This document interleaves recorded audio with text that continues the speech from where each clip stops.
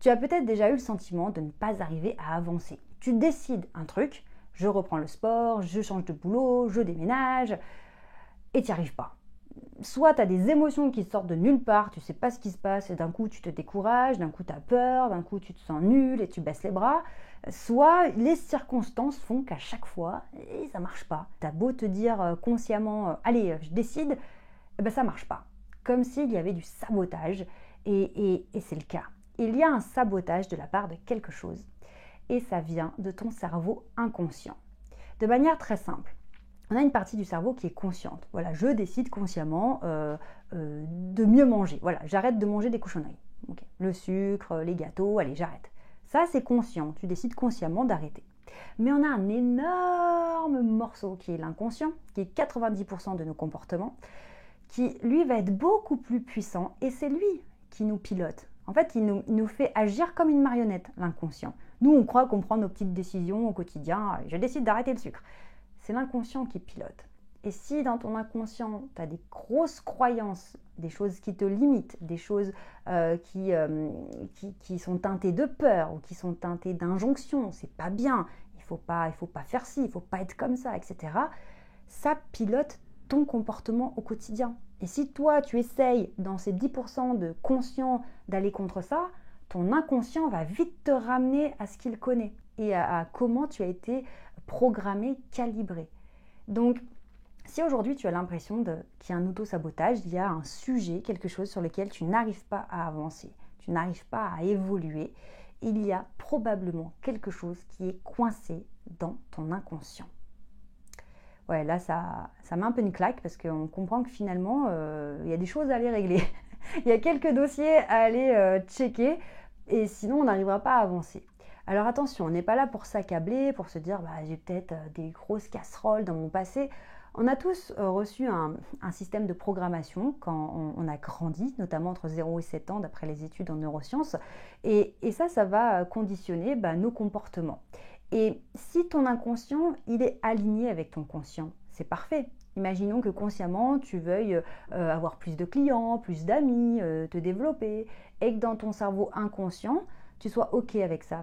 Je mérite d'être considérée, je mérite d'être connue, je mérite d'être aimée, je mérite de réussir ma carrière, je mérite d'avoir plus de clients parce que j'ai de la valeur, j'ai un bon estime de moi-même et puis j'ai confiance en moi, je sais que je peux réussir. Si ça a été imprégné comme ça dans ton inconscient, eh bien le jour où tu décides de faire plus, d'aller plus loin, ton inconscient va te suivre et donc il va te piloter comme une marionnette, mais ça va fonctionner parce que ces deux choses sont alignées, elles sont d'accord. En revanche, si tu décides consciemment d'avoir plus de clients, plus de succès, mais que dans ton inconscient, c'est ancré que tu ne mérites pas de réussir, que tu n'as pas assez de valeur, que tu n'es pas une personne intéressante, que personne ne va jamais t'aimer, etc. À un moment donné, quand toi, consciemment, tu vas vouloir aller vers des choses qui te ramènent plus de succès, plus de clients, plus d'amis, ton inconscient, il va vite te ramener à ce qu'il connaît. Il va dire « Non, tu ne mérites pas. Tu ne mérites pas de réussir. Viens là. » Non, finalement, tiens, un grand coup de stress qui va te déstabiliser. Tiens, tu continues d'y aller? Un grand coup de tristesse. Allez, tiens.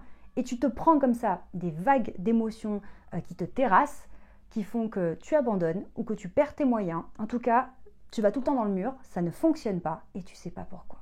Sur le papier, ça devrait marcher. Tu décides de le faire, tu le fais. Mais il y a toujours quelque chose qui te ramène et qui t'empêche d'avancer. Eh bien, cette chose, c'est ton cerveau inconscient. Et sache qu'entre le conscient et l'inconscient, c'est toujours l'inconscient qui gagne, il est beaucoup plus fort. T'imagines une petite pensée consciente face à un programme qui a été implanté en toi depuis que tu es né. C'est là, c'est ancré. Les croyances que tu as, toutes ces choses qui sont imprégnées inconsciemment, elles font partie de tes fondations. Donc si toi tu commences à dévier, bloup, ça va te ramener à chaque fois. Donc là, l'idée c'est quoi? C'est de réaliser qu'il y a peut-être quelque chose, il y a peut-être un domaine dans lequel dans ta vie, il y a un truc qui est bloqué en inconscient et que c'est pour ça que tu n'arrives pas à avancer, c'est pour ça que tu as l'impression qu'il y a du sabotage. Tu dis, c'est pas possible, j'y arrive jamais, dès que j'essaye, j'y arrive pas. Donc il y a forcément quelque chose qui bloque à un endroit. Donc ça peut venir d'où? Ça peut venir de l'éducation, des parents, des phrases qu'on t'a répétées quand tu étais enfant, ça peut venir des amis, de l'entourage, de la société, de plein de choses en fait. En tout cas, tout ce qui inconsciemment est rentré dans ton cerveau quand tu as grandi, quand tu t'es construit. Et cette construction, c'est la base. Et donc, si elle est biaisée et qu'aujourd'hui, elle ne correspond pas à ce que tu veux faire, ça va te freiner. Donc, tu réalises que là, vraiment, il y a un travail à faire. Et c'est bien pour ça, en fait, que quand j'accompagne mes clients au sein de l'Académie du charisme, pour avoir plus de charisme et de leadership, il ne suffit pas de réussir sa prise de parole avec des techniques de théâtre ou de one-man show. En fait, ça va bien plus loin que ça. Une personne qui va avoir du charisme, qui va être influente, impactante, crédible, c'est une personne qui va rayonner et qui va être alignée. Et forcément, elle va devoir se confronter à ces blocages. Parce que le socle interne, ce que moi j'appelle le socle interne dans ma méthode, la méthode STER, c'est la confiance en soi, c'est l'estime de soi, c'est s'accepter, se respecter, pour se faire respecter aussi. Tout est lié en fait. Donc l'erreur serait de se dire je veux réussir, donc je vais apprendre des techniques pour être convaincant. Donc je vais regarder les gens dans les yeux. Donc je vais avoir une posture plus ancrée, etc. Ça suffit pas. Ça suffit pas parce que si inconsciemment il y a des peurs, il y a des croyances limitantes, il y a des blocages, ça va se ressentir, ça va sortir au niveau du comportement, de ta réaction et de ton quotidien en fait. Donc c'est sûr que ça peut faire peur vu comme ça. Ça veut dire quoi? Qu'il faut que je regarde dans mon passé et que j'ouvre des dossiers que j'ai pas forcément envie d'ouvrir. Mais t'es pas obligé d'y aller comme ça de manière aussi cash, de dire bon qu'est-ce qui coince?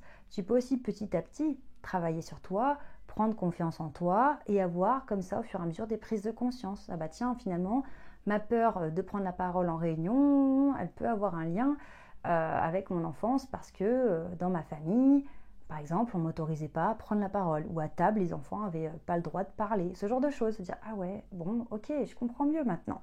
Et donc, pourquoi ça va énormément t'aider ces prises de conscience? C'est que plutôt te dire mais mon Dieu, mais je suis pas capable de prendre la parole en réunion, mais je suis nulle, mais je suis vraiment incapable, je suis nulle, je suis débile, j'ai honte.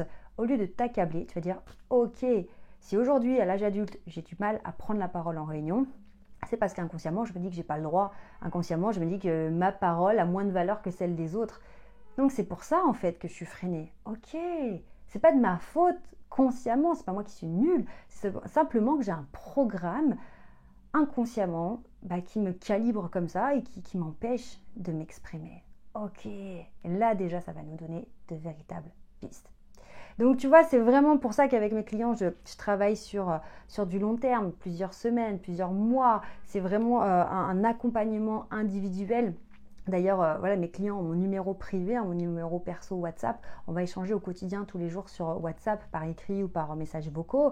On a aussi nos ateliers hebdomadaires où chaque semaine, on se retrouve avec les membres du groupe pour approfondir une problématique, un thème en particulier. Et puis, on a notre groupe WhatsApp réservé aux membres où chacun va pouvoir partager ce qu'il vit, ses expériences, ses situations. Voilà ce qui s'est passé ce matin, je voulais prendre la parole et puis finalement je n'ai pas réussi. Et puis chacun va partager, il y a énormément de soutien, de solidarité, de bienveillance.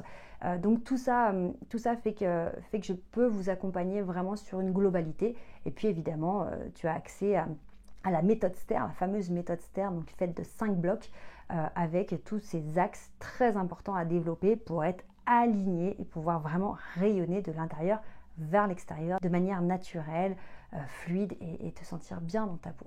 Donc vraiment ça c'est important de comprendre que l'auto-sabotage c'est pas quelqu'un qui va mal et qui décide de se saboter, c'est quelqu'un qui n'est pas aligné entre le cerveau conscient et le cerveau inconscient, et le cerveau inconscient il nous manipule comme une marionnette. Donc si il est mal calibré, c'est juste horrible. Tu ne vas jamais arriver à avancer, tu ne vas jamais atteindre tes objectifs, tu vas toujours te sentir nul.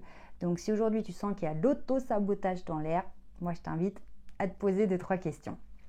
Concernant cette action sur le cerveau inconscient, comment on va pouvoir travailler dessus? Eh bien sur tous ces domaines tels que l'hypnose, la méditation, la sophrologie. Pourquoi? Parce que tu vas être dans un état profond de relaxation.